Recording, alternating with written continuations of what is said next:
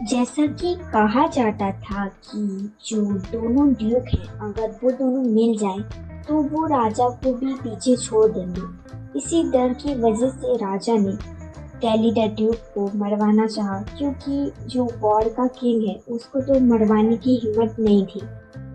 और जैसा कि एक्सपेक्ट किया जा सकता था कि राजा मतलब ड्यूक के मरने के बाद उसकी वसीयत सामने आई और उसमें लिखा था कि मेरे मरने के बाद मेरे एक लौटे दोस्त यानी कि ड्यूक जुड को मेरी सारी जायदाद मिलेगी।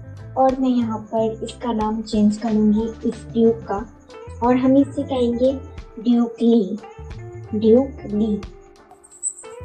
और फिर जैसा कि कहा गया था कि ये एक्सीडेंट तो मामूली नहीं था, तो सबके जो उसके परिवार वाले थे, जो ड्यूक के जो मर गया था उसके, तो उन्हें सब लोग कहने लगे कि इसको ये क्यों दे दी, हम भी तो उसके परिवार का हिस्सा थे ना, तो इसी को क्यों मिली। नहीं कहीं इन सब के पीछे ये तो नहीं। पर ना ड्यूक को उसकी बात से फर्क नहीं पड़ता है। वहाँ पर ये कहता है कि मुझे उस बच्चे को ढूंढना होगा, उसकी आंखें और बाल जरूर उसके पिता जैसे होंगे लीडर की। और वो निकल जाता है। मुझे पता है कि जंगल में बहुत ज़्यादा जंगली जानवर हैं, पर मुझे पूरा उम्मीद है कि वो अभी भी जिंदा है। और वो सही था। भले ही जंगली जानवरों की तरह उसने गुलामी ही क्यों ना की हो, पर फिर भी वो अभी भी मेरे सामने खड़ा है, वो भी जिंदा। और नॉवल में ना बहुत ही ज़्यादा कठिन सिचुएशन में इसने खुद को संभाला है, बहुत ज़्यादा खतरनाक वाली। और मैं इसकी उम्मीद भी नहीं कर सकती थी कि ये तो मुझसे भी छोटा होगा। तो मेरे सच में इस पर बहुत ज़्यादा दया आ रही है। और वहाँ वो लड़की कहती है लेडी कि चलो अब तुम बच्चों इस बच्चे को नियम बता दो यहाँ की, और जो भी इसे जानना है वो बता दो। और वो वहाँ से चली जाती है। और वहाँ पर एक अजीब सन्नाटा होता है, सब बच्चे उससे घूर रहे होते हैं वहाँ पर डाइनिंग टेबल में जहाँ पर वो खाना खाते हैं। और वहाँ पर कोई कहता है कि ये जगह पहले से ही बच्चों से भरी पड़ी है, पर फिर भी ये एक और को ले आई। और जो ये बॉस होता है यहाँ पर गुंडा, उसका नाम है पर्सन। ये सबसे बड़ा लड़का है यहाँ का, 13 साल का। और वो कहता है कि यहाँ पर पहले से बहुत ज़्यादा मुंह है खाना खाने के लिए, और खाना बहुत कम है। हे, अगर तुम्हें यहाँ रहना है तो तुम्हें मेरे ऑर्डर्स को फॉलो करना पड़ेगा, समझे? तुम सुन रहे हो ना मेरी बात? अपना मुंह ऊपर करो। पर्सन, मुझे उसकी आंखें बिल्कुल भी पसंद नहीं आई। क्या बस आंखें? तुम्हें नहीं लगता कि ये पूरा अजीब है? चलो हम इसे बताते क्यों नहीं है कि बॉस कौन है। और वो लोग वहां से तंग कर रहे थे। एरी ये सब देख रही होती है चुपचाप, और वो मन में कहती है कि ये बहुत जल्द रिग्रेट करने वाले हैं अपनी सारी हरकतों, इन्हें बहुत जल्दी पछतावा होगा।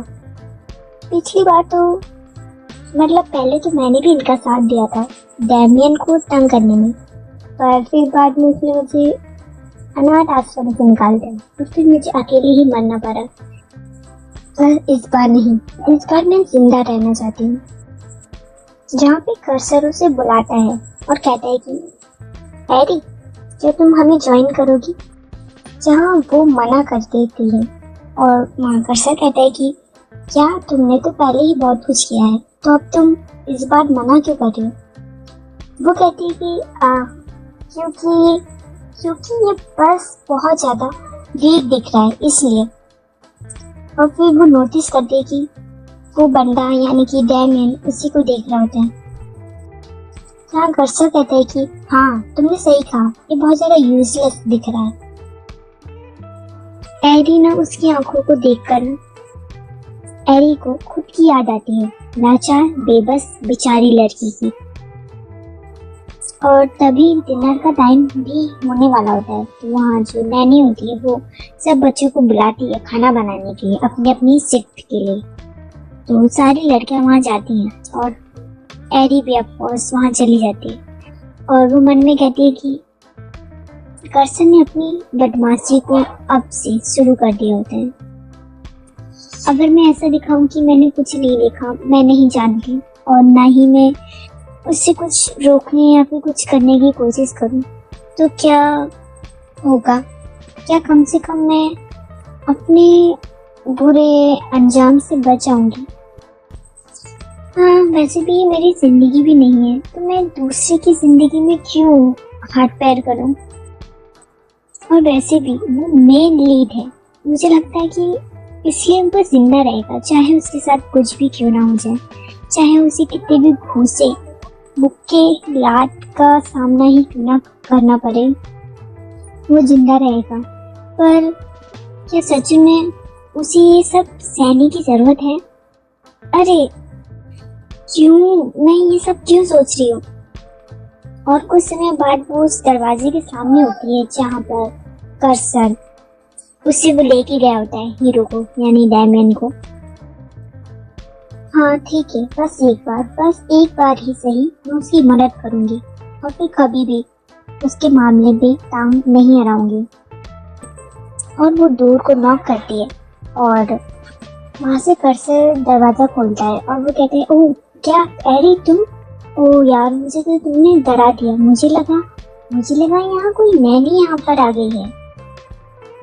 तुम लोग यहाँ पर क्या कर रहे हो? वहाँ एरी पूछती है। वो यहाँ कहता है कि जैसा कि तुम देख सकते हो, हम यहाँ क्या कर सकते हैं? जैसा कि तुम देख सकते हो, हम अपने नए दोस्त को सबक सिखा रहे हैं और उसका बहुत ही धूमधाम से स्वागत कर रहे हैं।